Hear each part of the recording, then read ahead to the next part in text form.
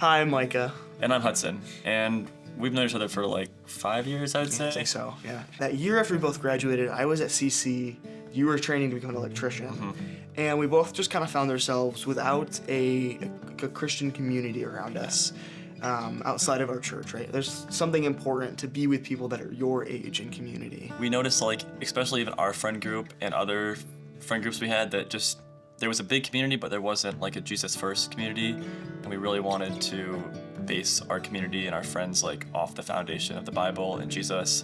And that's kind of where we wanted to put like our community and our friends together.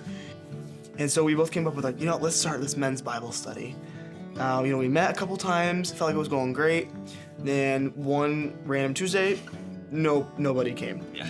And we both sat down together in this empty coffee shop, and we're like, you know what? God is with us. We can do something more. And so we just sat down and started scribbling out some ideas, and Summer Nights was born.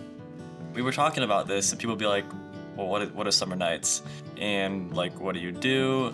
And I would say we just want to have a community with like people our age, people in high school, people in college, just kind of put that Jesus back in community. And we spent a lot of time working on that exact thing, is like, how do we want to build that community? And we came up with something pretty cool. Every other Tuesday throughout the summer, we meet at my dad's coffee shop in Caledonia, and we just invite people that are high school age or college age to come and do a little Bible study with us, either me and Micah. We'll give some sort of message from the Bible, and then we'll break off into groups and just discuss it, talk about how it affects our lives. And we started with maybe like 15 to 20 people every week, and I think our most was 40, and I mean, that's great. We are just so happy with 40 people that can faithfully show up and just engage in our community, because that's really what we want. Something that I learned pretty early on was we're going to have all these great ideas, but they're not always going to go our way. And to really trust that God's timing is a lot more important than ours, and God's going to bring those people in at the right time and at the right places. And we're going to want more people, and we're going to want to do this and do that, but it's probably not going to happen. And if it does, it's going to be at the right time, at the right place for the right people. Yeah, because He wanted it to. Yeah, and that was something that wasn't easy to come to terms with, because we wanted this and we wanted that, but just knowing that we're waiting and doing the right thing was really cool to kind of look back on. We can definitely look back and see, like, we wanted to do this, and then it didn't end up working out. But look at where we are now. And then look where we are now because we didn't do that thing. So it was all very, like, Full circle. Yeah, you look back and you just can see, like, yeah, God was there. He was in that moment, and it was not the right time to do that. Our version of success was redefined very quickly. And it really came about, if one person could come to Christ, that would make our entire summer. Like, that's what it's all about. It's about the people and the community growing together. And that's what makes it special. Those moments where God's there, but you just don't always see it, but it still impacts someone. Something that stood out to me this summer was we broke off into our small groups after a lesson. And in the group next to mine, I was eavesdropping a little bit, but I heard one of the girls go and say, I just have never really felt loved or had a community before in my life.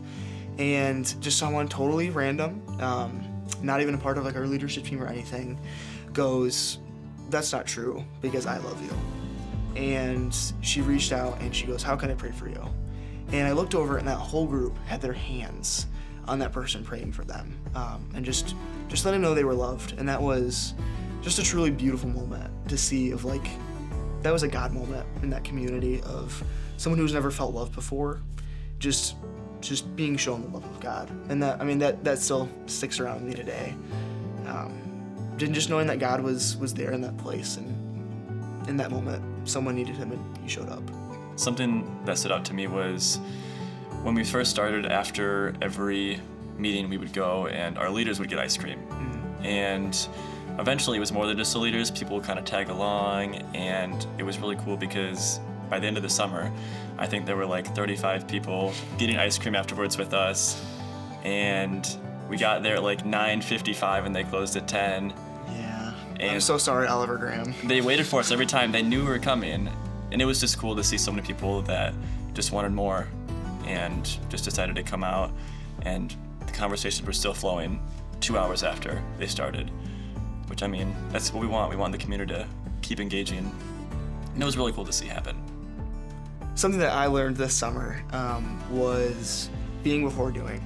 It goes without saying that doing for God is awesome and great, and we should always be doing something for God, but it's also important to be with God and focus on your own relationship. That's something that we really pressed on our leaders too early on, was like, you overflow from your cup. So make sure you're overflowing from your cup before you step into the space.